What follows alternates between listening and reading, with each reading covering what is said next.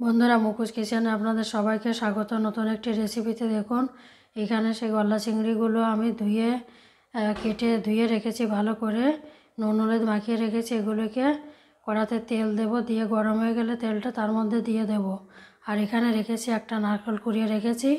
এই নারকেলটাকে এরকম নিয়ে প্রথমে এর দুধটাকে এইভাবে আমি টিপে টিপে একটু বের করে রাখবো। এই দুধটাকে যখন আমার এই রান্নাটা তৈরি হয়ে যাবে তখন আমি ওই দুধটাকে ওর মধ্যে দিয়ে ওটাকে আমি নামিয়ে নেব, তাহলে খুব স্বাদ হবে খেতে। দেখুন কড়াতে আমি 3 চামচ তেল দিয়েছি। আর এখানে রেখেছি একটুখানি জিরে, ছোটো এক টুকরো দারচিনি, 2টো লবঙ্গ আর 2টো ছোটো এলাচ আর একটা তেজপাতা ছিঁড়ে এটাকে আমি এক ফোড়নে দিয়ে দেবো। তাই এখন এই তেলের মধ্যে এটাকে আমি দিয়ে দেবো। দিয়ে এর মধ্যে আমি এই চিংড়ি মাছটাকে এর মধ্যে দিয়ে দেব।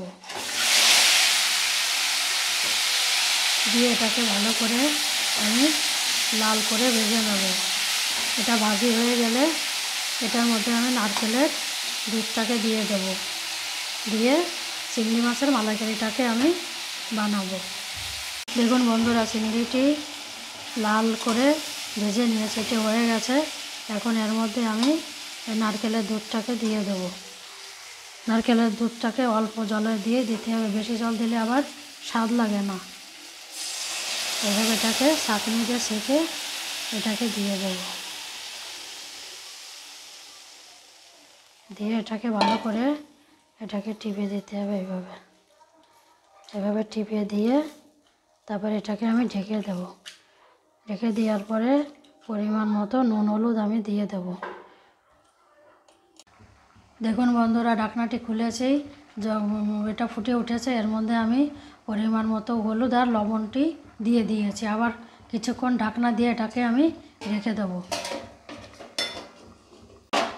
দেখুন বন্ধুরা এটাই হয়ে এসেছে। এখন এর মধ্যে আমি এইখানে আমার ভেজে রাখা গুঁড়ো মশলাটা দিয়ে দেব 2 চামচ। এর মধ্যে রয়েছে জিরে, ধনে আর গোলমরিচ ভেজে রাখার গুঁড়ো। এটা করে ভেজে রাখলে হয় কি যখন তখন এটা দেওয়া যায়, কিন্তু সব সময় তো এটা বেটে দেওয়া সম্ভব না। এই জন্য এটাকে আমি রেডি করে রেখেছি আগের থেকে।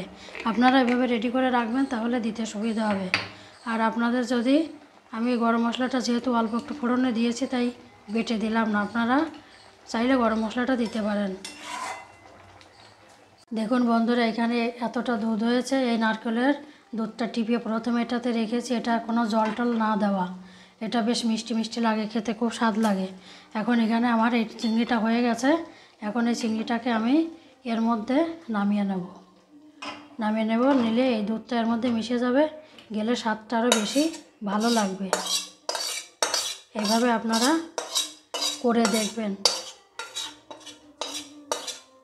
খুব ভালো লাগবে, তাহলে খেতে খুব স্বাদ লাগবে।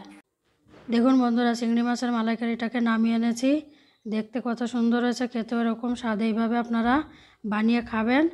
আর মুকুশ কিচেন চ্যানেলটিকে আপনারা সাবস্ক্রাইব করবেন, লাইক করবেন আর কমেন্টে জানাবেন কেমন হলো। আপনারা সবাই ভালো থাকবেন বন্ধুরা।